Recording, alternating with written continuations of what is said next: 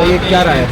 देखिए, जिस प्रकार से कोलकाता में एक डॉक्टर के साथ जो हवानियत हुई है, उसके उपरांत जिस प्रकार से वहाँ की सरकार को जो कदम उठाना चाहिए था, वैसा काम ममता बनर्जी सरकार ने नहीं किया है।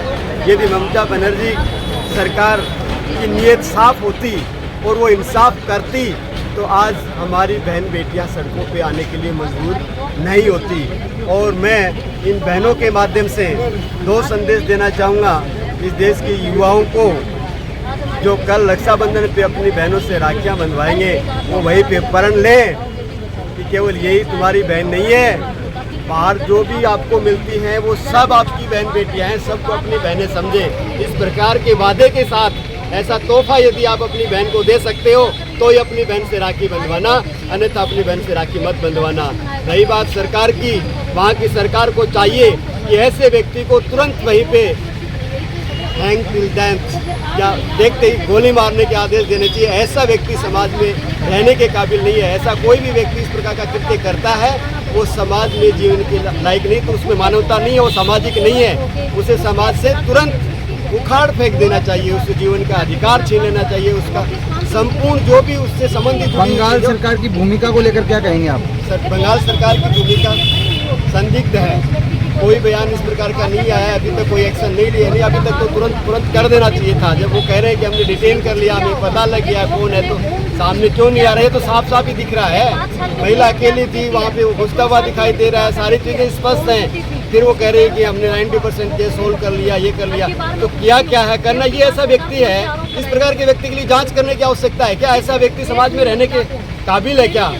उसे तो तुरंत उसी समय मौत के घाट उतार देना चाहिए। ऐसा व्यक्ति समाज में नहीं रहना चाहिए। यही निवेदन आपसे।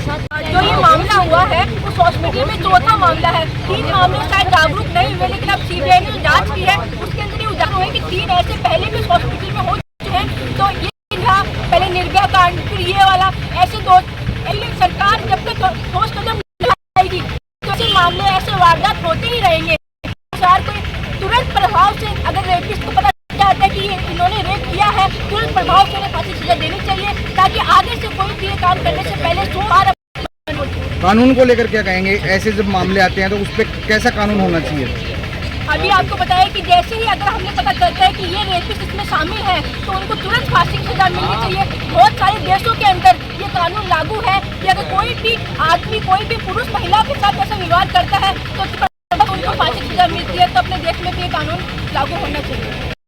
जैसा हम सब जानते हैं और देख भी रहे हैं कि डॉक्टर मौमिता जो कलकत्ता में पीजी एमबीबीएस के बाद एमडी की पढ़ाई करने के लिए कलकत्ता के बहुत टॉप मोस्ट गवर्नमेंट हॉस्पिटल में उसका चयन होता है और उसका सेकेंड ईयर ये पीजी का चल रहा होता है। उसी दौरान सोचने की बात है कि उस पूरे हॉस्पिटल में 7 फ्लोर के हॉस्पिटल में 3rd फ्लोर के हॉल सेमिनार में बहन मौमिता सो रही होती है और अचानक से रात्रि 3-3:30 बजे के आसपास एक दरिंदा बहन मौमिता के कमरे में जाता है और दारू के नशे में और मौमिता के जिस्म के साथ खेलता है। और अफसोस की बात, पूरा हॉस्पिटल प्रशासन कुछ भी नहीं कर पाता है। सोचने की बात तो ये है कि दारू के नशे में वो आदमी, उसे कैसे पता चला कि 3rd फ्लोर पे डॉक्टर मौमिता सो रही है। वो उस समय अकेली है, जबकि उससे पहले उसका पूरा ग्रुप उस हॉल में, सेमिनार हॉल में सोया करता था।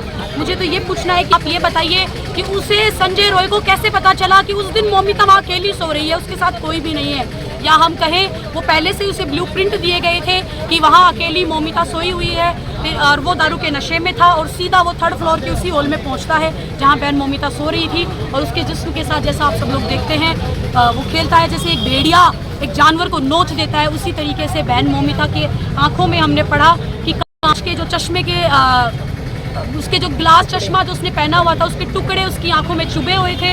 और 151 के आसपास, सोचने की बात है, हम सब पढ़े लिखे युवा हैं, 151 ग्राम लिक्विड मौमिता की बॉडी में पाया गया है, जबकि हाईएस्ट 15 ग्राम पर पर्सन होता। तो क्या हम लोग इतने मूर्ख हैं कि हम ये नहीं जानते कि वो सिंगल आदमी का काम है या ग्रुप का काम है? वो एक गैंग रेप है जिसे ममता बनर्जी सरकार छुपाने का प्रयास कर रही है। हमें उम्मीद थी कि भारत में नए कानून आए हैं तो तो शायद कुछ बदलाव हुआ, लेकिन वो नए कानून भी हमें कहीं नज़र नहीं आ रहे हैं कि किसी बेटी को इंसाफ दिला सके।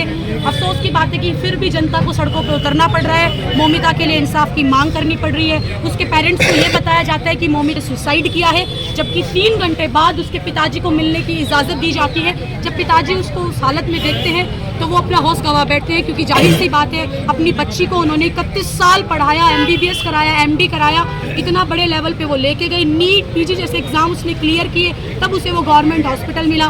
लेकिन इतनी पढ़ाई का उससे क्या मिला बदले में? उसने लोगों की जान बचाई, लेकिन अफसोस उसकी जान बचाने उस समय वहाँ कोई भी नहीं पहुँचा।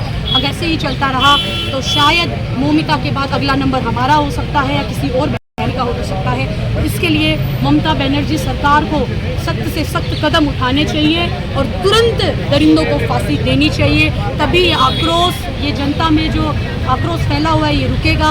अन्यथा हो सकता है कि जनता की आवाज़ कुछ समय बाद शांत हो जाए, लेकिन फिर एक बेटी के जिस्म को यूं ही नोचा जाए।